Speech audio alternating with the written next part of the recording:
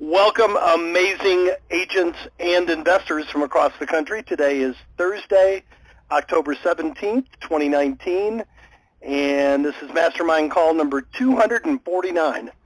Wow, next week will be 250. We should have a super winner of the week prize for our 250th call. We'll have to give that some thought.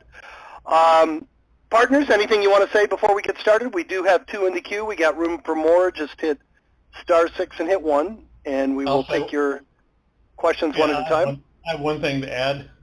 I'll Sure. just share a bit of humor with everybody. You know, we as partners, we talk a good bit, and so we talk at least once a week, and we have a regularly scheduled meeting on Tuesdays, every Tuesday among the partners. And we were getting ready to start our meeting, and Jim started off by saying, "Well, welcome, amazing partners," and started in on his speech, and we all laughed. So that's Jim's standard way to start any kind of conversation these days. I have a standard open and a standard close. Exactly right. Yeah.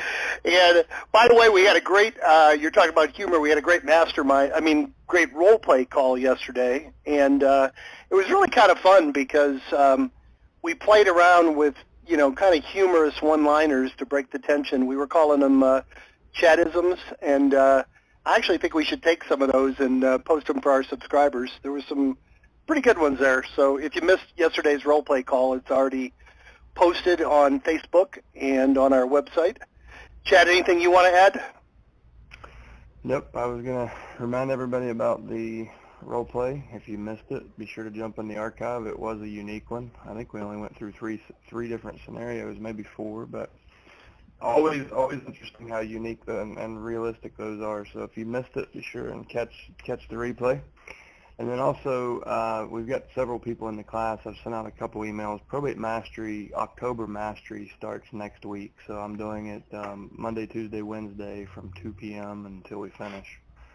So it's October 21st, 22nd, 23rd. So if any of you have been waiting for Mastery, registration's open. Jump in. Yeah, and you're right. The role play call is a little bit unusual. We only had, in an hour, we had 3 role plays that were but they were all about 20 minutes long, so they were really, really, really in-depth, a lot more so than we're able to do on most calls. So definitely worth a listen. We have 2 people in the queue. Again, nothing is out of bounds here. We want your wins. We want your struggles, your questions, places you're getting stuck, things that are working for you. Step up and share them with the group. And to do that, you just hit *6 and then hit 1. And let's go to our first caller of the week. Is phone number ending in 7976. You're up first. Are you there, Renee? Renee, are you there? We had this problem a couple weeks ago. Are you there? Are you there? Every call system with her. Yeah. Renee, are you there? All right, well, we lost Renee. Hit *6 and hit 1. Come back, Renee. I know you always have some really good stuff to share. Next up is phone number ending in 7850. You're up next. Good morning. This is Randall from McKinney, Texas. I guess I sort of went about it the backwards way. I did the probate mastery class first, and now I'm just trying to catch up, going the other direction. And it seems like everyone that I've heard has gone the opposite way around, where they've listened to these calls first and then did the probate mastery. But one way or the other, I think it's going to work out fine for me. Excellent. There's no wrong way to do it, obviously. Did you have a specific question, Randall? Yes, I did. My question is that I went through all the letters to send out in my first mailing, and I guess my question is it seems like there's 2 different approaches in the letters. Just in the first letter that goes out, the second letters are great also. But is there one letter that seems to be getting more traction than the other letters, I guess? Everything is there because it's gotten traction. If it hasn't, it wouldn't be there. So we've certainly written our share of letters that don't work or no longer work. But I mean, the best thing you can do is choose the one that kind of best fits the culture in your business and your offer, and the one that you feel is most closely matched to you, and then customize that to you. The opening paragraph is a good place to kind of explain why you do this, and then the PS line is another place where you can really customize it, or the closing paragraph. But they all work. As you probably noticed, like there's a couple in there that are a little more indirect. So they don't really they don't highlight real estate services that much. One of them is the house value letter. That one even is addressed directly to the deceased, because in very, very competitive markets where people are scraping obituaries and shutting the families down early, it's hard to make contact with them. So if you send it looks more like a generic farming letter, like everyone in the neighborhood must have gotten one. And it's, you're betting, you're kind of betting that there's a mail forward in place, or that the family's picking up mail at the deceased last known address. But so, I mean, there's some of them, they work in different markets for different types of people.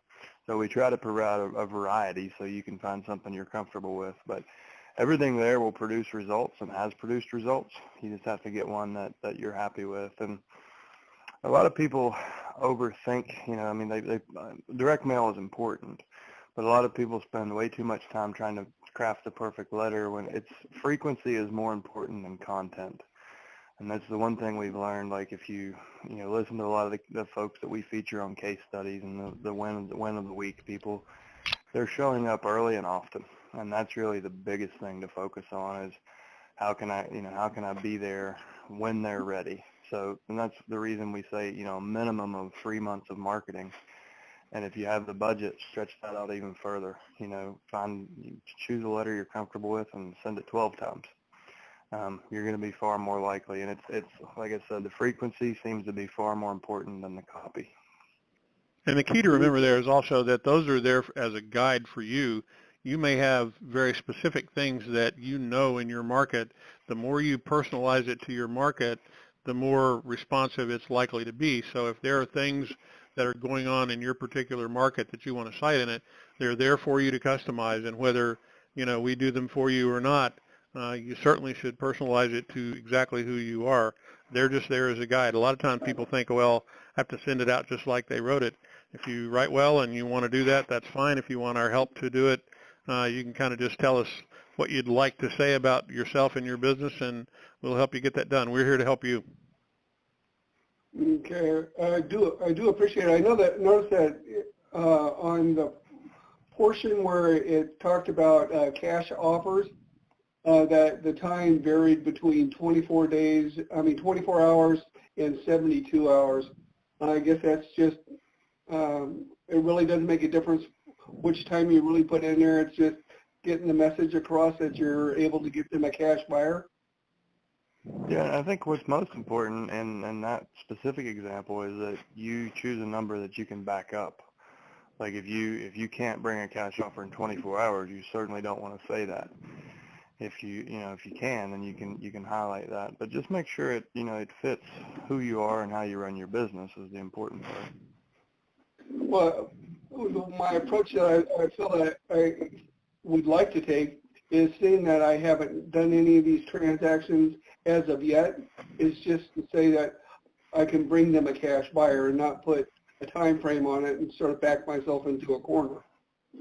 Yeah, and that's fine. Just go generic and say, we work with a network, or we have several investors who are looking for deals, so we can bring a cash offer. You don't have to put a time frame on it. Okay. All right. Well, thank you so very much. And Tom, thank you very much for your call earlier this week. I really appreciated it. Awesome. Thank you, Randall. All right. Well, Renee, you're back in, but you're third in line now, so just unmute your phone ahead of time. We'll be ready for you. Next up now is phone number ending in 3755. You're up next. Hello. Yes. Hello there. My name is Janelle, and I'm in the Texas Hill Country area, and I'm relatively new to the program and got my first batch of leads, and so I'm going through and organizing letters. And what I have found is the majority of them we're a small community, so I'm actually acquainted with some of these folks, is the spouse is occupying the home, and, continuing to live there even after their spouse has passed away. And looking through all the letters, I only have my own personal experience to, rely on. My father passed away 18 months ago, and had my mother received a barrage of letters about, we can, clean out the house and cash offers and she would have found that most upsetting. And so because I'm brand new, I wanted to ask the question, if you had language, the only thing that comes to mind is offering like a broker opinion of market value for tax purposes, in a letter perhaps to them.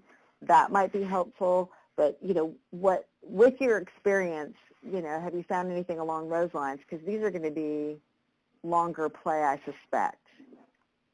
Yep. So the first thing I want to point you to, if you go, this is Chad, if you go to the top right of alltheleads.com, you'll see a global search bar. Mm-hmm. Put in surviving spouse. And I did a year or two ago, I did a video on how, why you should reach out to every surviving spouse. And I feel pretty strongly about that because the very first probate deal I ever did was that situation. And we know from the senior housing industry and the long-term care industry, right at 80% of senior citizens plan on dying in their current primary residence. Less than 20% actually do. So, and most Americans don't have much liquidity. They don't have an estate plan. They don't have a will. They don't have a trust, and they don't have long-term care insurance. So it's a different approach. You definitely don't want to, approach them with the bulldog mentality, but they can need your help more than anyone, because what you have to consider is, they had 2 incomes in retirement. Now they have 1. They had 2 sets of hands to help around the house. Now they have 1. And even though they might be just emotionally raw because they lost their life partner of decades upon decades, what they might not see is they might not be looking far enough down the road to realize, I can't pay these taxes with a single income. I can't mow this yard. I can't afford to pay somebody to mow this yard. So anything you can do to help them, like it's definitely a softer touch that's required because they usually are raw. But you definitely want to reach out, introduce your service as a true service in the community. Don't try to go into the real estate certainly don't go straight for the real estate conversation. Focus on the people in the situation. And, this is one of those cases where a social worker can be a great spoke in your wheel. If you have an elderly person who's on a fixed income, they don't have money to move so they can get the maximum amount of money out of their home, like social workers can help in situations like that. Senior moving companies, storage facilities, property managers, to help them find more suitable housing. So I don't hesitate to reach out, and you're right, the approach does need to be different. It doesn't need to be a we buy houses kind of approach because that's going to switch them off. But just focus on, what's their biggest challenge now, because their life just changed drastically. And some of them will take months and months to realize that they're in an unsustainable situation. But when they do, you'll be their first phone call. And I've had plenty of those. And we're an area that is, the people who live in this area, not 100%, but we have huge amounts of equity and liquidity. Although people don't live a very flashy life, we tend to have the higher equity folks. So that's why, but what you're saying, so, offer them, opinions for tax purposes, and if they just need help finding different,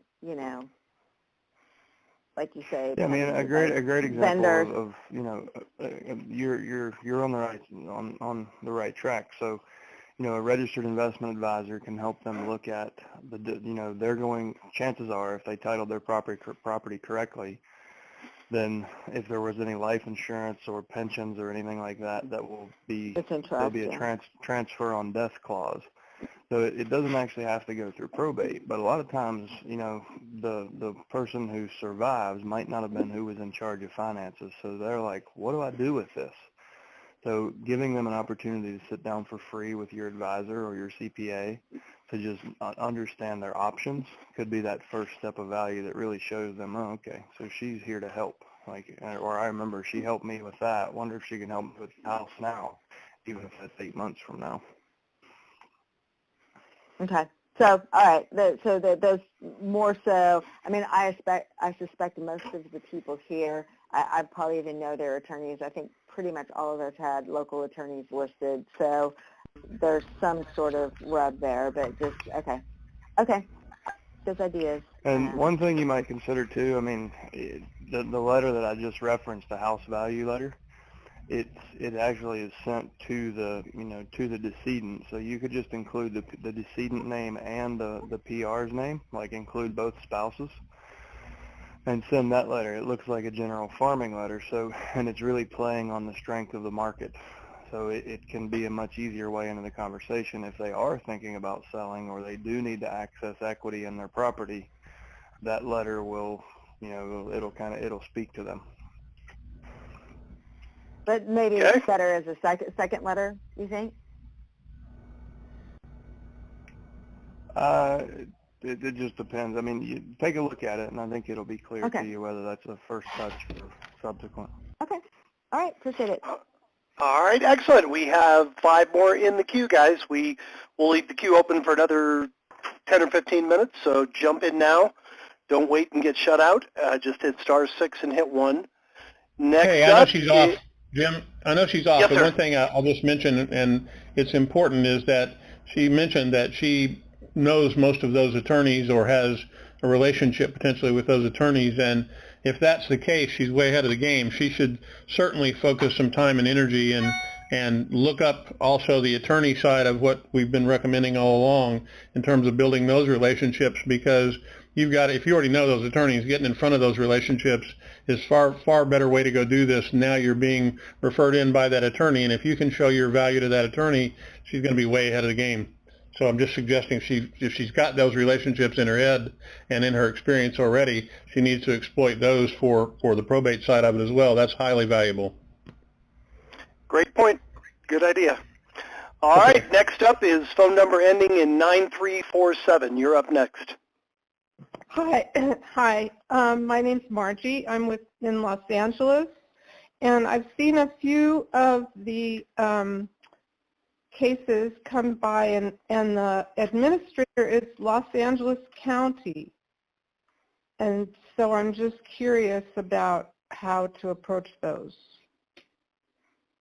I'm not sure I understood the question. I'm sorry. So the petitioner on the leads that I've gotten, the petitioner is the Los Angeles County Public Administrator. Okay. Got it. Question is, how do I deal with those? Yep. So typically what that means is there was no next of kin, like no close family were present to administer the estate, or the family, there was infighting in the family, and the judge said, okay, you guys are going to sit on the bench and we're going to do this for you. And so they appoint a third party, which is a fiduciary or a public administrator. Okay. That said, those can be even easier because they're way less emotional. You're dealing with kind of a B2B transaction. You're working with a professional whose job and responsibility it is to get this settled out and maximize the equity for the family. So they're incentivized to get it done efficiently because they get paid when they finish.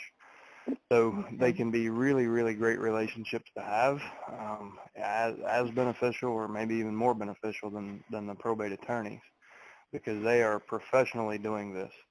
And they're a big, their scope of service is basically everything the family would have to do. So your offer is equally as valuable to them, but potentially even more valuable because they can use you on multiple transactions, and what work you're doing, you're getting paid for, not charging them a fee, and that's work they don't have to do or people they don't have to connect with.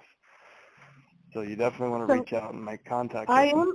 I am familiar with the professional fiduciaries. So that would be appointed by the Los Angeles County Public. Is that how that works? Yeah, typically the judge will make the appointment. If nobody comes forward to represent the estate, or if there's fighting within the family, they have 2 copies of a will and they can't validate either one, then the judge will just appoint the third party. Okay, so there is a phone number for I didn't try calling it because I thought it might be beneficial to find out exactly how to go about this, but I guess I'll just reach out to the county administrator and see what they do. If you have the time, I would suggest you go in person. Okay. You know, because anyone else who has the probate data will have will have that information. I see. Right. Just like with the attorneys, you can make a much, much better impression if you show up and have a short conversation in person, or, you know, just ask for a short conversation. They typically run long because when they realize what you're actually offering, they'll be really interested and engage with you. But you'll find more success, you know, face to face than you will on the phones or trying to mail those folks. Right. Okay. Good. I appreciate that. Thank you. All right. Thanks for participating. Next up is phone number ending in 3172. You're up next. Hello, Jim. Joe Lehman in Montgomery, Alabama. Joe, where you been? We haven't talked to you in a few weeks. Well, I actually took some vacation. But well, good. I'm back at it, and I have run into 2 situations where the real estate in the estate is upside down. Okay. So I have never had anyone to assist with short sales, and I've heard you say on several occasions that your wife does that all over the country. She does. We sort of accidentally got into it, Joe. We owned a lot of property in Florida when the market crashed, and we did about 50 of our own short sales, and she's been doing them for 12 years now. She's done over 2,000 of them. I'll give you her number. It's 954-584-0000. She'll handle the whole thing start to finish, and she doesn't take any of your commission. She gets her fee out of the deal. And to even expand on your statement a little bit, Joe, it's been surprising to us over the last 5 or 6 years how many of these people, the heirs really don't have a lot to gain by doing a short sale, but it's surprising how many of them want to. They want to do the right thing. They don't want, you know, mom and dad's house to go into foreclosure or get into disrepair. The good news is for an heir, there's almost no work required because you don't need the financials, you know, you don't need bank accounts. Really all you just need is an authorization for Pam or a short sale negotiator to deal with the bank. And they almost always get approved, and you'll get your full commission. The estate will get rid of the property. There can be a downside to the estate if there's other assets and you don't do a short sale and the property gets foreclosed. It's unlikely to happen, but it's potentially possible that, you know, it could affect the other assets of the estate. So it's a good thing to do, and more often than not, the heirs are willing to do it because it's the right thing to do. So just contact her. Is it do you happen to know, is it a reverse mortgage or is it just a traditional loan? Both traditional loans. Okay, yeah, that's even better. So yeah, it should be. Is it way upside down or just barely? Do you know? Well, one of them's about 35,000 upside down, but the deceased spouse, it was the husband, the property was in his name, the mortgage was in his name, and in discussions with the surviving spouse, who's the personal representative, and her attorney, her lack of income and assets, we're going to let that one go by deed in lieu of foreclosure. Okay. But the other one, I've got to do some more work with the people on, but I wanted to find out how to get in touch with Pam. Call Pam because that one. Be careful. Be careful if you do a deed in lieu of foreclosure. Be careful and make sure that the lender is going to waive, the liability of the estate. You know what I mean? Lenders will accept a deed in lieu of foreclosure, but that doesn't mean they won't come back at the estate afterwards. It's unlikely, but it's just something to consider. And yeah, you can discuss that with Pam. I know she's had them in both situations before. And the good news is it's for you. It's just a traditional listing. Just list it, take offers, submit them to Pam, and she'll handle the whole thing. And they almost always get approved. You know, especially I think in some ways those are easier. They are actually easier, a lot less paperwork, and you know, obviously the lender's not going to get anything out of someone who's deceased. So they're usually, you know, at least as or a little bit more flexible than they are on a normal short sale. So be glad to help you with it. Just give her a call. Thanks. Appreciate you guys. You're all doing a great job, and I'm getting more and more into this space, and it's really an exciting area to be in, and especially in my market, there's just nobody else in it. Yeah, it doesn't surprise me. We hear that. There's more than there were when we started 5 or 6 years ago, but we still hear that all the time, that people tell us, you know, they're the only person that contacted these people. Nobody else in their market is working them. And Joe, I know that means a lot for you. I know you've been in this business a long time, a couple decades, right? Yeah. You're a seasoned, so you can't teach an old dog new tricks. It's good to know. Yeah, absolutely. All right. Well, thanks. All right. Appreciate you, Joe. Thank you. All right. Next up is Renee. You made it. Hopefully you can hear us. Phone number. Yay, she's here. Take it away, Renee. Thank you. Thank you for your patience. So, sure. I really think I just need to be heard on this one. I'm certain I'm being impatient, but maybe it'll shed some light for other people too. So sure. This is my kind of month and a half or close to 2 months. I've had 2 sets of phone numbers come through, so maybe I should just say that versus the months. And I've gotten little to no feedback on the letter. I redid my letter and kind of Chris Vossed it up, and so I don't know if I would just change the letter yet back to something that you guys had, but I haven't. The only feedback I've gotten are 2 people that I actually ended up speaking with, and then one of them went with another company, which I don't think I got ahead of that soon enough.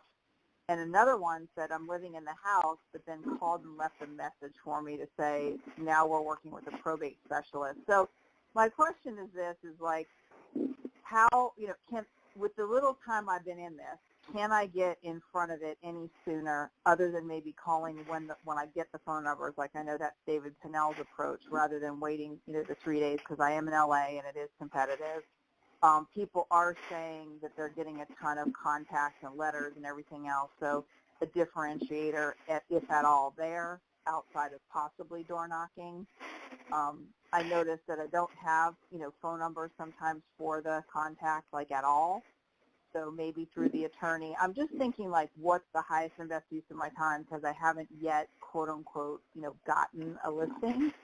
So in the meantime, while the 90 days, 120 days, whatever goes by in this competitive market, anything else I might be able to do for the public representative, and then also any other differentiation outside of what we talk about while I'm out meeting the attorneys, because the attorneys that I have at least spoken with on the phone, and I am going out as well face-to-face, but on the phone they seem to have a good amount of people that I talk to have the people that they want. That might be a brush off, but it doesn't occur to me as that. So thanks for hearing me out. It's just really more like anything else I can be doing aside from kind of what I'm doing and then, waiting for something to roll And Renee, before Chad answers, I just want to say I think you are probably in the exact opposite market of Joe. LA and rural Alabama. Those are probably the 2 extremes in the country. So yeah, you're in a hyper competitive market. Go ahead, Chad. I'll let you answer. And let me leave it to the next, Chad, before you say anything. I'd love to hear your point on this. Is I'm not giving up on LA. I mean, it's where I live. It's what I know. It's a big county. And out of curiosity, if I were to build on another area that was close enough, like 45 minutes to an hour away, would that even make a difference, or is just sort of Southern California in general competitive? But anyway, those are 2 completely separate questions since you brought it up. Sure. So, yeah, it's no secret you're in a super competitive market, and direct mail is you're not always going to get a direct response. when you've got 40 or 50 people in the mailbox with you. However, don't let off the gas on your mailing, because there's, you know, I always teach with stories, I think, but there's a guy named Seth in Midtown Manhattan, brand new agent, no experience, no like, you know, nothing to say he's a top listing agent or anything. So if he was in if there ever was a Shark Tank of real estate, he was in it, right? And he focused on sending his letters and doubling down on the phone. And that ended up being his X factor, and this thing just exploded for him as a brand new listing agent in Midtown. He was able to do, I know he did over $500,000 in his first 6 months. And it was because he just doubled down on the phones, but he did send the mail. And what Seth told us is, you know, he would show up for the appointment, and there would be 40 or 50 letters, but his was the only one that was opened. And that's a big part of using the greeting card envelope. Most people are using postcards or number 10 envelopes, so we're using the hand address greeting card. That sticks around. Even if they're not ready and they don't pick up the phone and call you immediately, they are opening the mail, but your mail. Well, I could prove this through like Google Analytics or WordPress Jetpack Analytics. You know, I would put the PS line in the PS line of every letter. PS, if you're not ready to speak, be sure and check out more about what we do at probate.com. And the day the mail hit, you would see the web traffic would just spike, and the site wasn't indexed anywhere. The only way that traffic could have found its way there was direct from the letter I sent. So even if it doesn't feel like they're getting opened, they are, like, because of the unique nature of your mail piece. The best thing you can do is just double down on the phones. And what you said is fine. Like, the second you get your leads, jump on the phone. It might take us 2 or 3 or 4 days to get a letter in their mailbox, but we can be there on the phone today. Like, and don't hesitate. And you just have to change the script like a little bit. You know, instead of, hey, this is Renee, I sent you a letter last week, you just jump in and say, hey, this is Renee, I got a team of people here locally that help families in probate, and, you know, what we've learned in our experience is the sooner we reach out, the more we can help. So I just wanted to let you know that we're here in the community and see if there's any way we might be able to help you. What's the one thing you would get off your plate if you could today? And so the letter is, you know, the script, you know, the conversation framework we normally use. We start with the letter because that can warm up the cold call. But you can certainly be effective calling ahead of your letter if you just focus on that and change your script a little bit. And as far as other markets, I mean, it's you know, if you have a county beside of you that you're willing to drive in, or you can find a good, reliable partner that's a close value match to you as far as your business values, then we have a lot of folks that do that. I mean, a lot of folks will start with one and they just start adding 2 or 3 at a time and you know, scaling throughout their state. Okay. Well, everything you said made sense. I'm laughing because I think it's my excitability and my impatience. So, I mean, with all respect, nothing you said was too new. I think I just really wanted to put it out there because I've been in action, and it doesn't feel like much has come back. And a lot of that is just leaving messages, you know, so sometimes that's frustrating in real estate, right? We're just like, we're not getting a response. So just a dose of encouragement. I mean, you know, you're 60 days in, and that seems to be the alarming point for most new subscribers. They're like, I've been doing this for 2 months. I must be doing it wrong. And, you know, we're trying to put a lasting pillar in place in your business. And sometimes that takes 6 or 8 months to do. But what's really nice about probate is all the work that you're doing now that feels like, and I'm sure you've heard the cliche of you're 3 feet from gold, and you've seen the picture of the guy digging the tunnel and the gold's right there as he's walking away. We see so many people do that because they expect this, you know, a cash conversion cycle like immediately. I'm going to get a closing check in the next 30 days, and they come into this with good intent, and they hit it hard, and they are experiencing what you are. The ones that give up, honestly, they're probably just no more than another 60 days from having one of the best years they've ever had. The people who push through that will start to build momentum. And if you stick with it around the 6-month mark, you'll start to get come list me calls. And you'll be on this call one day saying, holy smokes, you were right. I didn't really believe it, but it happened. And you may have heard some of those stories on these calls before, but just know that what you're, it's, I don't know if have you read the book Atomic Habits? I'm aware of it. I haven't read it.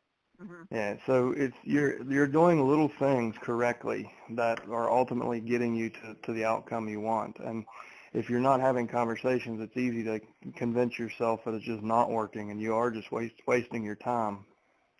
But I've yet to see a single person in any market in the country that if they were diligent and just kept using it, using the system and what we teach, eventually it opens up and then it becomes fun and easy. And it's, one of the big challenges that I have is I want everybody to be able to get over that tipping point and get to the point where it's fun and easy and they can make a video like David Pinnell did. It's unfortunate some folks won't stick with us that long, but you're doing all the right things and you're asking the right questions and you're raising the bar for yourself every week. You come to this call with new questions and new ways to challenge yourself. Just stay the course. Yeah, I will. Thank you. Yeah. And if anything, hit the phones harder and sooner. Yeah, and that's lastly, when you said the gentleman in Manhattan, because I definitely think LA and Manhattan are, they're sisters of challenge in a lot of ways for markets being so big. When you said he was doubling down, I mean, I know what my version of that might be, but what was he doing? Like calling 4 times a day, a couple times a week? No, similar to what David's doing. So the day you get your leads, you call that day. And if you're going to be this aggressive, just forget voicemail. If you're going to call every day, don't leave voicemail. So call on, like David's calling every day for the first 7 days. And then I think he backs off and spaces them out each, 1 call per week.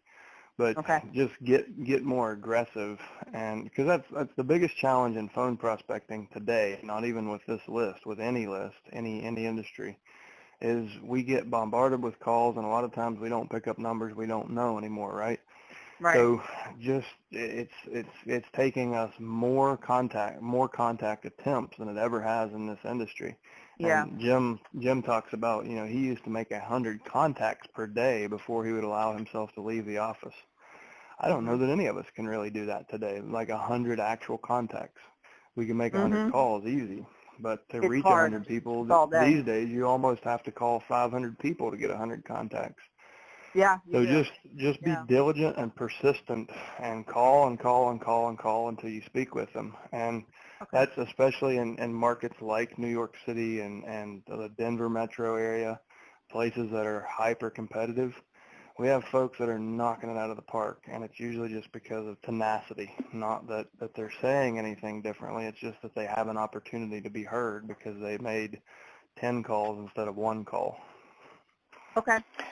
And Renee, I know my partner Tim wanted to add something. I was going to be a smart aleck and say when you call these people, make sure you're not muted out. Like you are. I don't know what happened the very first time that happened, but all right. You're welcome. Thank you. Yeah, hang on a minute. Tim wanted to add something too. Go ahead, Tim. First off, I would never be that rude. Thanks, Jim. You're welcome. Here's the other thing I was going to say is that one of the things that we are starting to do in everything that we do, and I'm actually starting to do it personally, oftentimes, and if you do this, this probably hits home with you as well. These days, if I get a phone call on my cell phone and I'm able to see the phone number and I don't recognize it, unfortunately, we all get so many calls. I almost always assume it's a spam call, or I've got an app on my phone that does that. The thing that I've learned to do myself, if I want to get through to somebody, as soon as I see they're not going to pick it up, I hang up, I call back immediately. And that second call often gets it because it's like, well, maybe better answer this because a robo is not going to do that. A call center is not going to make that second call. So they're going to assume that that's actually somebody who's legitimately trying to reach them. And that's a great way to get through that door. That's a good point. And I just want to say this for the callers, that the first batch of numbers that you get, whatever the sequence is, if you're on your first month or 6th month, like I have Mojo Auto Dialer, but I'm actually thinking about getting rid of it. the first day that I call through those numbers, it takes a while. Like I finger dial, and it could take, 4 or 5 hours. It just takes a minute. It's not robo dialing. But because not everybody has a number, and I sequence them with that, or whatever the case may be, when I go back through it, then, or like the phone numbers don't work, right, they're disconnected, whatever, and I make a note of that in the notes, and then when I go back to like finger dial again, I know I'm only dialing the number that works. So I started doing that, and it does take less time. So I'm just simply saying, if you're not going to use an auto dialer like what you're saying, and you're going to use that approach, then know whomever's on the phone. It will take a long time the first time, but just keep at it through the month. Because I don't know what David's doing. He's the only other person that's really that you speak of is doing it at a super high level. But if anyone else is doing auto dialer, I guess they couldn't do that unless they just dialed through again, like within the half an hour, right, or hour. Maybe you could do that as well. So thanks for that tidbit. Yeah, Tim, that's an interesting idea. I think I'm going to tell our sales force to try that also, because a lot of times people don't realize they filled out a ticket on our website. They're calling them back. They think it's somebody just cold calling them. Good. Occasionally you come up with good ideas, Tim. Well, at least I try not to be rude to our wonderful customers. All right. All right. Otherwise, Renee will walk away. Sorry. I've heard that before. All right. Thank you, Renee, as always, for great participation. The queue is closed. We have 4 more in the queue, and that should take us up to the top of the hour. Next up is phone number ending in 0440. You're up next.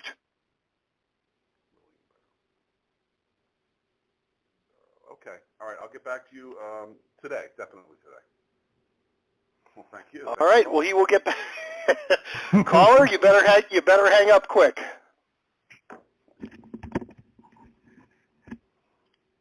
Are you there, caller? Hello? All right. Well, yes, sir. You're up, and you better call that guy back up as soon as you're done with us. We heard that. Oh, I'm sorry. Oh, you guys heard the whole damn conversation. Oh shit. I'm sorry. Yeah. I'm sorry. Chad, shall we critique his presentation there? What do you think? I don't know if we heard enough, to be fair. It was weird. I got a call from someone I sent a letter to a couple of weeks ago, and she doesn't. The estate that she was representing has already been settled. The guy had no money, no nothing, but she needs some help with a survey for her property, so at least I'll get something out of this. Anyway, Good. Listen, the reason I called was you recommend a 3-month campaign, calls and letters. Now, the letters that you send out, is it the same one each time? Or how do you usually do that? Usually it's personal choice. I mean, we have sequence, like letter sequences, or you can send, just one letter you're comfortable with and just send that every time. I have actually tested it both ways, and I couldn't find a real measurable difference in the result. I found 6% conversion using the probate options letter just 3 times, and then I started out using the 1, 2, 3 sequence, and either way I had about the same conversion rate and the same quality of conversations. So there is a sequence. I'll have to go back and look at that. I didn't realize that was available. Okay. What else did I want to ask? I can't think of it now. I don't want to hold you up. Thank you. All right. Thank you. We have 3 more in the queue. Next up is phone number ending in 3087. You're up next. Well, hi. This is Bill White calling you from Kansas City. And I'm a first-time caller. I just started the program, so I'm enjoying all the conversations. But first, let me say the name of that group that you played the song was Earth, Wind, and Fire, and the name of the song was Shining Star. Well, we may have to, if nobody has a win, we may have to give him Winner of the Week just for correctly naming the song in the group. Good job. There you go. Thank you. There you go. Yeah. And for more wins, check us out tonight because we're playing the Denver Broncos, and the Chiefs will win. This one, we'll break our 2-game losing streak. So check it out. All right. Thursday Night Football.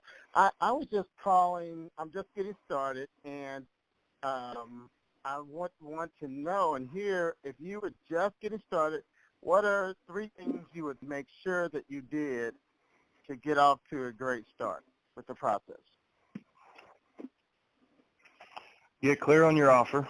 so you know exactly what value you can provide to the families in your market, and get clear, like have a clear plan, like as far as what marketing you're sending out and at what frequency, and then get really comfortable with the conversation. So go through some role play calls. Like, were you on our call yesterday, the role play call? No, I wasn't. Have you listened to any of those before? I have listened to some before, yes. Yeah, so go through as many of those and print off the probate seller interview sheet and listen to those role play calls until you feel confident enough that you come out with your own language. But that's, the common denominator for success is really, people who are confident do extremely well in this. And I think the quickest way to get yourself to confidence is be really clear on why you're doing this and what specifically you have to offer, and then be able to keep control of the conversations from the very beginning, and that way you become a leader, and they're in a reactive position because you're being proactive and leading them where they need to get, where they need to go based on their goals. So that would be my advice. Jim, you have any different advice? No, I think that's good. I mean, the biggest mistake I think we see a lot of people make is they feel like they have to know everything before they do anything. So if you've got a clear, like Chad said, if you clearly have good intentions in mind, don't be afraid to just get on the phone, and you're going to learn as you go. I mean, you don't need to listen to all the role play calls. I would, you could actually go into the search bar and just put making the first call or getting started with calls, and listen to a few of those. Get your marketing pieces down and just get on the phone and get started. You're gonna learn as you go, and it's pretty hard to. I mean, on our role play call yesterday, we had someone who was just absolutely stumped. So they hung up, and we said, call back and say, boy, you really took me by surprise. I thought about it, and here's what I have to say. You can always call back. So just don't feel like you have to know everything before you do anything. Get started, and you'll learn as you go, for sure. Very good advice. Great. Okay. Thank you. You're very welcome. We have two more in the queue. Next up is phone number ending in 6213. You're up next. Hey everyone, my name is Tim Ramjadin from Dallas, and I was curious as to how you guys felt about investing in these sub-populated markets versus, the top 10, 15, 20 markets across the country, such as my market, Dallas, and Texas in general. We've got Dallas, Houston, Austin, San Antonio. How do you guys feel about, instead of attacking these large markets where, after creating that 90-day budget, 6-month budget, investing a lot of money because you have, it's so many people, it's so competitive, you have to have a strong output to have some type of response. Have you guys had any luck? And you guys kind of talked on this. There's a couple of people on here that spoke on smaller markets, but that's kind of what I wanted to find out from you, is if you feel as if it's worth it, going in these smaller markets and staying consistent there, since there's not as many people, may not be as many investors. I guess that's my assumption. Yep. So definitely from an investment standpoint, secondary and tertiary markets are probably your better targets because you have far less competition and typically lower home prices. And if you look what's happening in, a lot of the investors I know who are in the Colorado market, the California market, they're actually finding themselves in Midwest markets. Like they're in Iowa, they're in Kansas, they're in Minnesota. They're getting priced out of their own markets, and no one wants to get into a wholesale deal at $1 million, right? So they're finding markets where they can, their cash can go a lot further, and they have a lot less competition. The iBuyers aren't there, the hedge funds aren't there, the private equity guys aren't there. They're just dealing with mom and pop investors, and they know how to compete.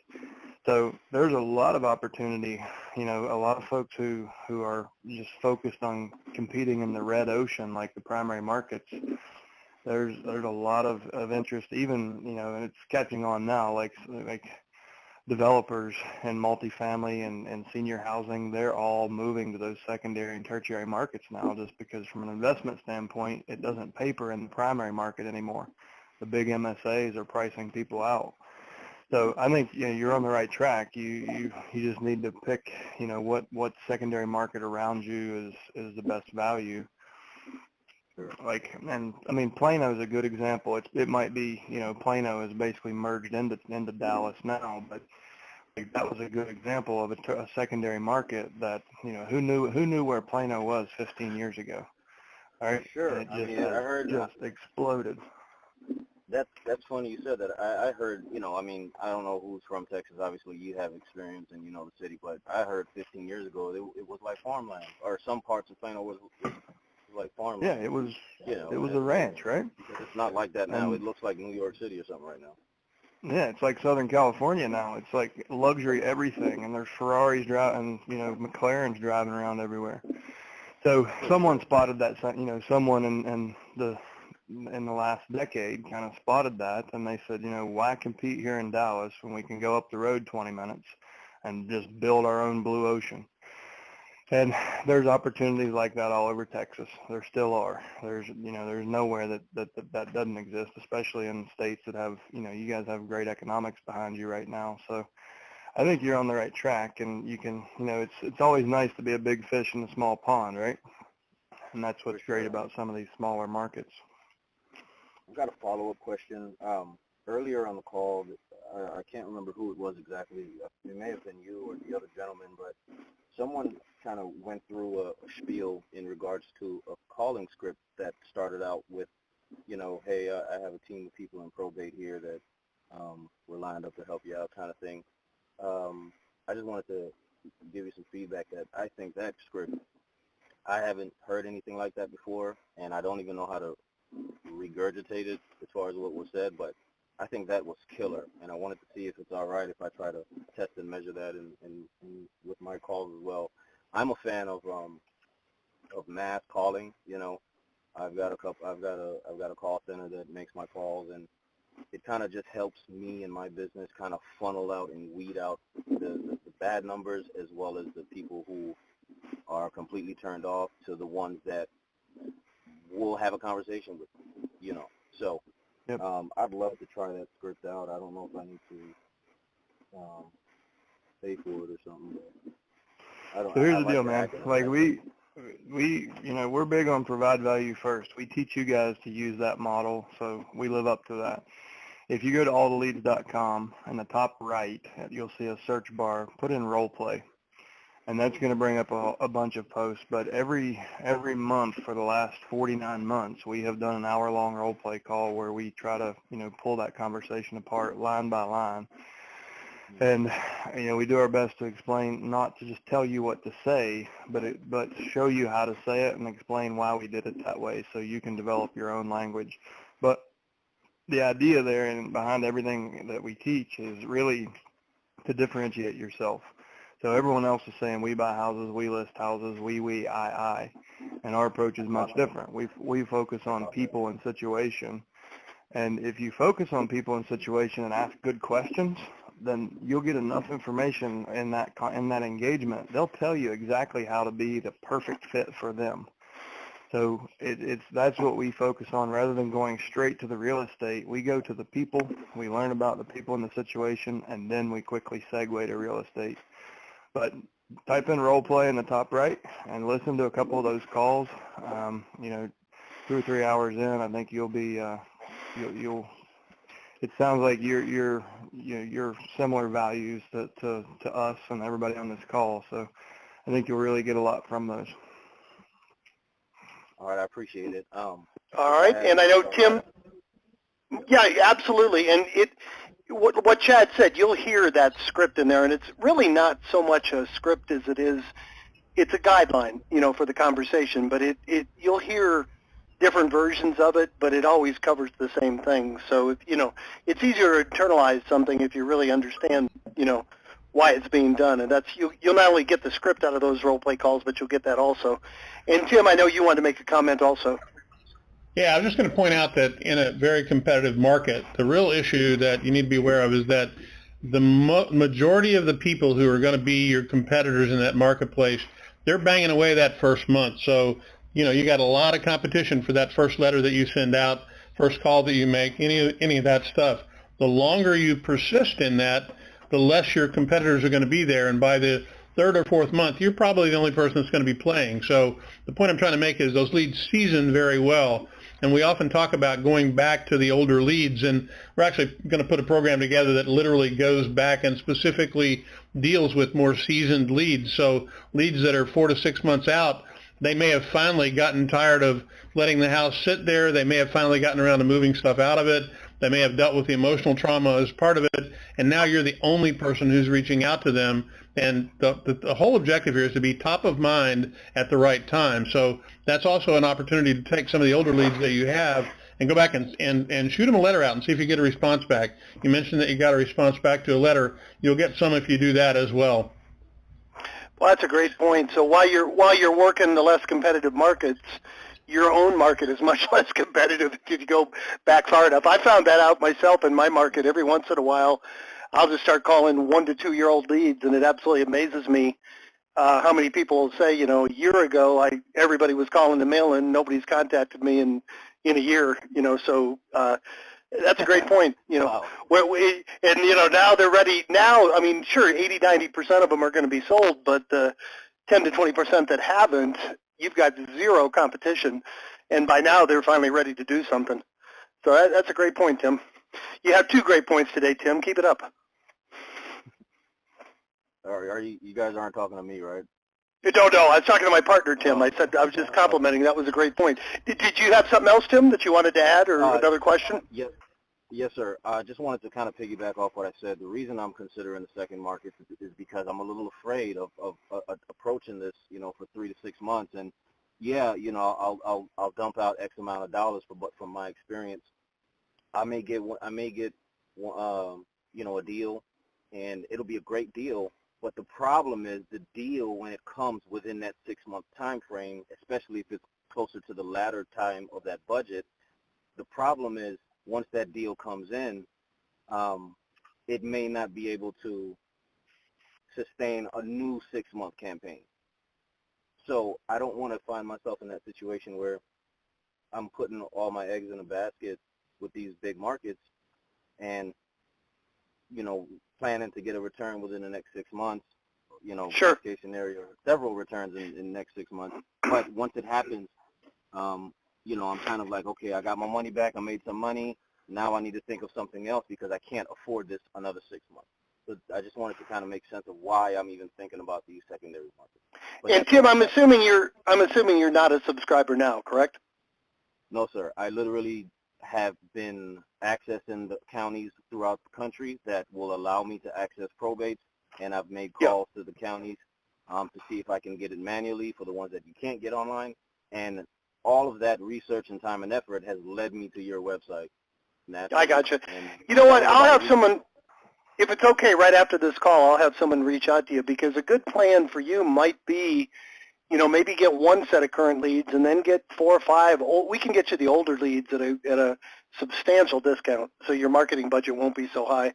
And maybe start by working those older leads and generate some income that you can get in a regular rotation of getting the newer ones. So a lot of options like that. But I'll have one of our salespeople reach out to you right after the call and kind of go through the options with you. Is that all right? All right, that sounds great. I appreciate it, guys. All right. And Tim, thank you for just some encouragement, Tim. I mean, it sounds like you're coming at this from an investment standpoint. So the one person that comes to mind is in a very, very competitive market, and he only did 1 deal in his first year, but he spent, I think, throughout the entire year, he spent around $6,000 in marketing, and that 1 deal was a $30,000 deal. And I'm sure he's doing more than 1 now. I haven't spoken to him in a while, but he quit, and he's like, I only did 1 deal. And then he did his taxes and looked at the math, and he's like, I did 1 deal where I traded $6,000 for $30,000.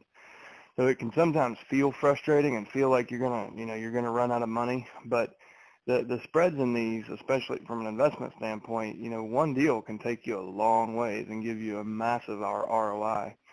But for most people, I mean, it's not, you know, if you're diligent, you're certainly going to make money inside of 6 months. And you're, you know, like on average, I think our folks average around a 1900% ROI if you look at the actual dollars out, dollars back.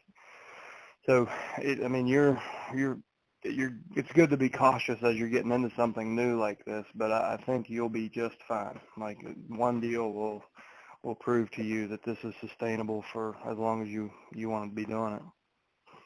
I haven't. All right. I haven't. Yeah. No, go ahead, Tim. Go ahead. I just wanted to say something off of that. I do market and I do invest and I do wholesale slips, owner finance, sub-2. I do everything, but one list that I've never really paid attention and marketed to, ironically, is probably the best list that an investor can get, which is a probate list. I do absentees and several other sectors, but never probate because I felt as if that's where everyone is going, you know. So I like to kind of create an avenue where no one else is. For example, I've got you know, who likes to drive for dollars, right? That's like super green, super new investor approach to the business. However, what if you have, you know, 15 people driving for dollars? And what I've found is that, you know, developing a street team that will do that, it's been good for me personally because not a lot of people are doing it. So, you know, I say all of that to get back to the probate leads. The fact that it is such a good return and they are, you know, leads or deals where people aren't too much of a they're not going to finagle that much and negotiate that much. It's like, you know what? Why the hell am I not investing in probate? I need to add this. Yep. Add this bullet to my gun. You know. Most motivated, least competitive category you'll ever find. Really. Yeah, and if you've done well with an absentee list, you will knock this out of the park. It's going to be like it's 10 times easier than doing absentee because you don't. You know, everybody has that absentee list. You can buy it for pennies and you can download it for free from a lot of software tools, and it just gets hammered. So if you found success there, you can't help but be successful on this list. Yeah. To be honest, and Tim, the success that I do have on the absentees are the demographics are going to be, you know, kind of like the Hispanic community. Aside from that, the success that I'll have on the absentees will be properties that are already tenanted. I'll move it to a hedge fund that can buy, you know, closer to like 82 cents, 85 cents on the dollar because you're right, it's super competitive. You can't get these things at 70 cents anymore like that unless you find somebody completely uneducated or it's an inheritance, or they love you. You know, it's much tough to work those absentees. So you dig into what like these calls, if you listen to any of the stuff we have recorded, you found yourself in the right place, man. Like you're already doing creative financing, like you're doing sub-2 and owner financing. Like you have a skill set that most people don't. Like when they come to us. And it's part of what we teach in Probate Mastery. Like you should have a solution no matter what the situation. You should never have to look at a seller and say, sorry, you can't do anything or I can't help you. And it sounds like you've educated yourself. Like you can be a transaction engineer. So, I mean, this is, I would urge you to quit gathering your own data because you're stepping over dollars to pick up dimes. Like if you have an education that you're showing us right now, you need to be out there talking to people. Let us do the data and let us do the marketing. You go do what you're good at. That sounds like all right. All right. Well, we have one. We're going to run a little bit over today. Renee is back in the queue, and if we're able to talk to her, we'll finish up the call one more time with Renee. Renee, are you there? Hey guys. Hey, we're 2 in a row. I'm always going to give you a hard time about that, you know. I know, right? Go ahead. Get over it. Yes. Is there an opportunity, I guess I could have posted this on the wall, but anyway, is there an opportunity to connect with people or that guy in Manhattan just to kind of swap stories of what's working in other A cities, or what's the best approach to that?